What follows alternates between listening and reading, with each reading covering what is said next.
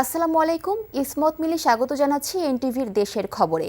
Crown cement শিরোনাম দেখছিলেন, এবার পুরো খবর। কোরবানির ঈদের পর থেকে ফের ঊর্ধ্বমুখী চালের বাজার। গত ৩ সপ্তাহে কেজিতে ৬ থেকে ৭ টাকা পর্যন্ত বেড়েছে চালের দাম। ভরা মৌসুমেও দাম বাড়ার কারণ হিসেবে বিক্রেতারা মিল মালিকদের কারসাজির কথা বলছেন। বর্ষার শুরুতে চড়া সবজির বাজার, মাছের দামেও নাভিশ্বাস ক্রেতাদের। তবে ডিম সহ সব ধরনের মাংসের দাম স্থিতিশীল রয়েছে। আরাফাত ইসলামের রিপোর্ট। গত কয়েক সপ্তাহ ধরেই লাগামহীন চালের বাজার। বড় মৌসুমের ধান সংগ্রহ শেষে নতুন চাল বাজারে আসলে সাধারণত দাম কমে, কিন্তু এবার উল্টো বেড়েছে দাম।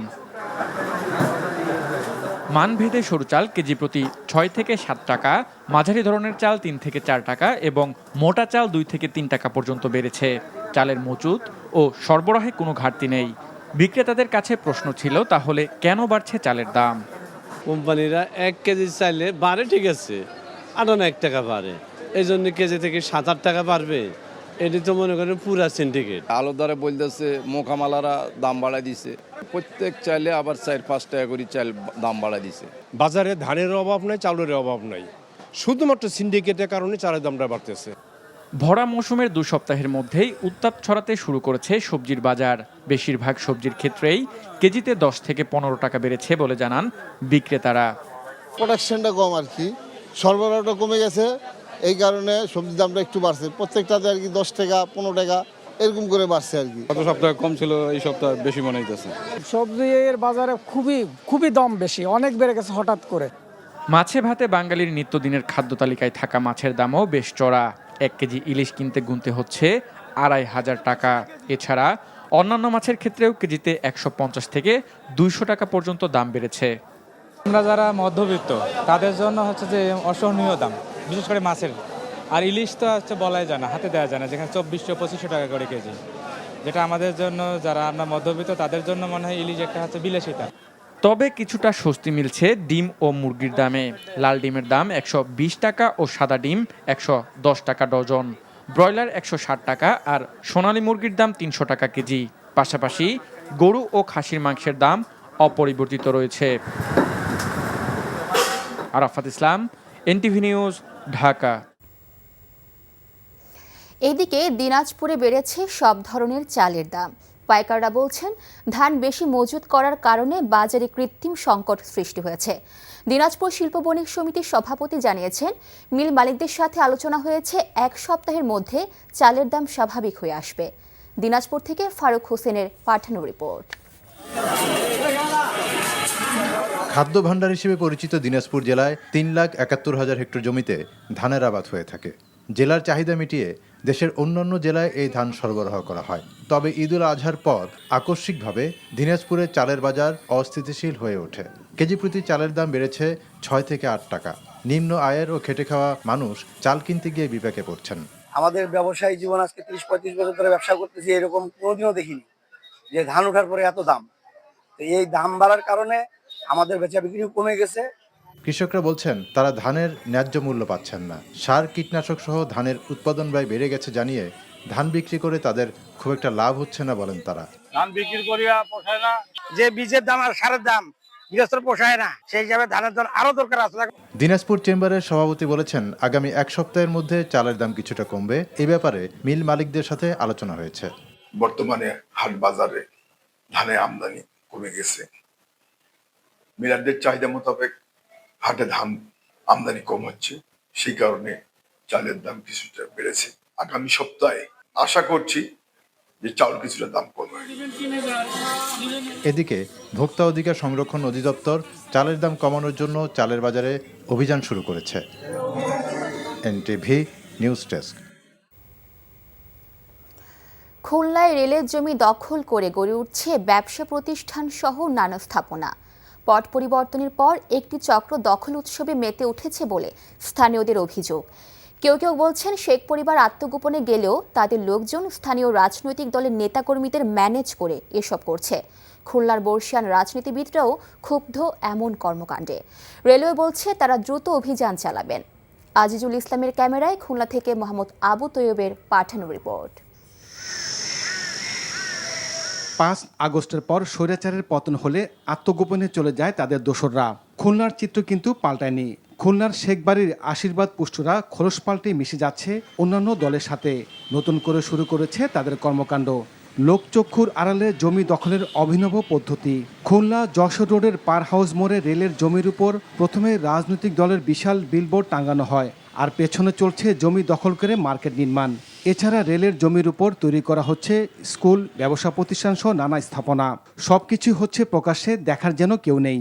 পার্টির সুনাম যেই ক্ষুণ্ণ করবে, যেই বিঘ্নিত করবে, পার্টির ভাবমূর্তিতে যেই আঁচড় লাগাবে, তার বিরুদ্ধে কঠিনতর ব্যবস্থা নেওয়া হবে, সে যে পর্যায়ে নেতা হোক না কেন। কোয়ার্টারের সামনে কিন্তু লিস্ট দেওয়ার এখতিয়ার নেই। তারপর এটা কিভাবে এখতিয়ার পাবে, কোয়ার্টারগুলো উঠেছে তারাই জানে কোন আইনে উঠেছে। এখানে কোনো দোকানপাট ছিল না, তারপর ওই বাজা মাজা বেচা ওই যেভাবে উঠেছে। 2002 সালে কেডিএ ও রেলের যৌথ অভিযানে বুলডোজার দিয়ে গড়িয়ে দেওয়া হয় অবৈধ স্থাপনা। এবার সেই জায়গায় বালু ফেলে ভরাট করে নতুন করে মার্কেট নির্মাণ শুরু হয়েছে। এতে ক্ষুব্ধ প্রতিক্রিয়া ব্যক্ত করেছেন রাজনৈতিক দলের নেতৃবৃন্দ ছাড়াও সুশীল সমাজের প্রতিনিধিরা।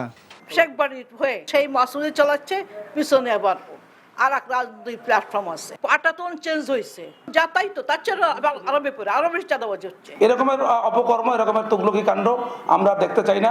অসাধু কর্মকর্তারা যদি এর সঙ্গে জড়িত থাকেন, আছেন নিশ্চয়ই, তাদেরকে আইনের আওতায় আনতে হবে, জবাবদিহিতার আওতায় আনতে হবে। দখল বাণিজ্য ভয়াবহ আখ্যা দিয়ে দ্রুত যৌথ বাহিনীর অভিযানের দাবি সাবেক সংসদ সদস্য ও বিএনপি নেতা নজরুল ইসলাম মঞ্জুর।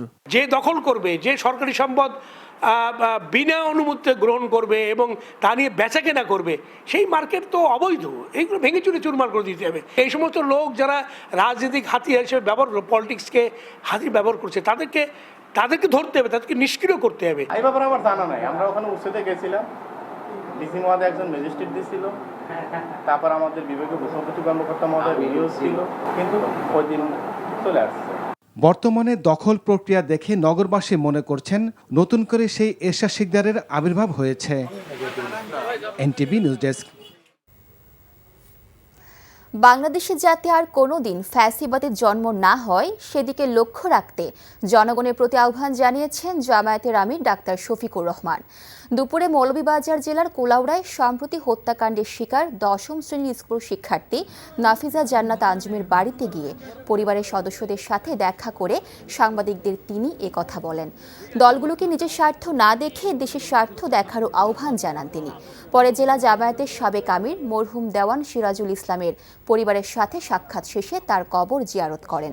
জামায়াতের কেন্দ্রীয় সহকারী সেক্রেটারি জেনারেল অ্যাডভোকেট এহসানুল মাহবুব জুবায়ের, জেলা জামায়াতের আমির ইঞ্জিনিয়ার শাহেদ আলী এ সময় তার সাথে ছিলেন। রাজনীতি বাংলাদেশের যেন স্বচ্ছ হয়, সুন্দর হয়। আগামীর রাজনীতিটা যেন আবার ফেসিবাদের কোনো জন্ম না দেয়, বরঞ্চ জনপ্রত্যাশা যেন পূরণ হয়। এই ব্যাপারে রাজনৈতিক দল যারা আছেন তারা যেন সত্যিকার অর্থে মুখে যেভাবে বলেন সেইভাবে দলের স্বার্থের ঊর্ধ্বে উঠে দেশ এবং জাতির স্বার্থকে আমরা সবাই দেখতে পারি। সরকারি দপ্তরগুলোতে দলের নাম ভাঙিয়ে কোনো আন্দোলন সমর্থন করবে না বিএনপি। অনৈতিক কর্মকাণ্ডে জড়ালে নেওয়া হবে কঠিন ব্যবস্থা বলে জানিয়েছেন দলটির সিনিয়র যুগ্ম মহাসচিব রুহুল কবির রিজভী।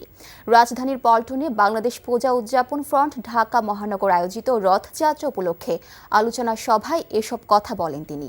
বলেন, উদ্দেশ্য প্রণোদিতভাবে একটি সুবিধাবাদী চক্র বিএনপির নাম ভাঙিয়ে নানা অপকর্ম করছে। এ ব্যাপারে দলীয় নেতাকর্মীদের কঠোর নির্দেশনা দেন রিজভী। এ সময় তিনি আরও বলেন, 16 বছরে কঠিন পথ পেরিয়ে এখন সময় এসেছে সুস্থ ধারার রাজনীতি করার।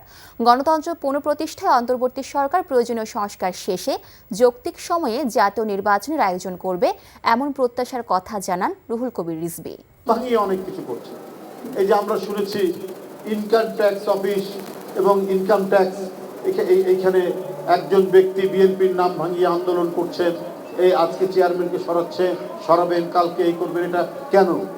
তাকে কে দায়িত্ব দিবে? আমি তো সিনিয়র যুগ্ম মহাসচিব, আমি তো জানি না। বিভিন্ন ক্ষেত্রে বিভিন্ন ডিপার্টমেন্টে এই ধরনের একটা সুবিধাবাদী গোষ্ঠী, একটা চক্র, তারা নানাভাবে বিভ্রান্ত করার চেষ্টা করছে। এই ব্যাপারে সবাইকে সতর্ক থাকতে হবে। কুষ্টিয়ায় মহাসড়কে দুর্ঘটনায় প্রাণহানি রোধে শহরের মঙ্গলবাড়িয়া বাজারে স্পিড ব্রেকার নির্মাণের দাবিতে সড়কে অবরোধ করে মানববন্ধন ও বিক্ষোভ করেছে এলাকাবাসী। দুপুরে মঙ্গলবাড়িয়া বাজারের কুষ্টিয়া পাবনা মহাসড়কে অনুষ্ঠিত কর্মসূচিতে বক্তারা বলেন, সড়কে স্পিড ব্রেকার না থাকায় বাজারের প্রায়ই সড়ক দুর্ঘটনায় হতাহতের ঘটনা ঘটছে। এই ব্যাপারে সংশ্লিষ্ট কর্তৃপক্ষকে বারবার বলা সত্ত্বেও কোনো সুরাহা হচ্ছে না। মানুষের প্রাণহানি রোধে তারা অবিলম্বে মহাসড়কের উভয় পাশে স্পিড ব্রেকার নির্মাণের দাবি তোলেন, অন্যথায় আরও কঠোর কর্মসূচি দেয়া হবে বলেও হুঁশিয়ারি দেন তারা। সিরাজগঞ্জের শাহজাদপুরে শ্রমিকদের মহাসড়কে চাঁদাবাজি সহ পাবনা শ্রমিকদের মারধরের প্রতিবাদে পাবনা ঢাকা রুটে অনির্দিষ্টকালের জন্য বাস ধর্মঘট চলছে। ধর্মঘটের ফলে পাবনার বিভিন্ন স্থানে ঢাকাগামী মানুষের দুর্ভোগ চরমে পৌঁছেছে। অনেকে পরিবার নিয়ে এসে বাস না পেয়ে বাড়ি ফিরে যাচ্ছেন।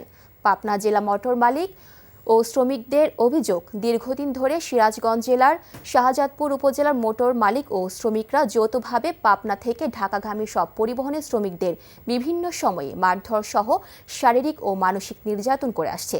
গত বুধবার পাবনার এক শ্রমিককে মারধর করে শাহজাদপুরের বাস শ্রমিকরা। এর প্রতিবাদে এই ধর্মঘটের ডাক দেওয়া হয়েছে।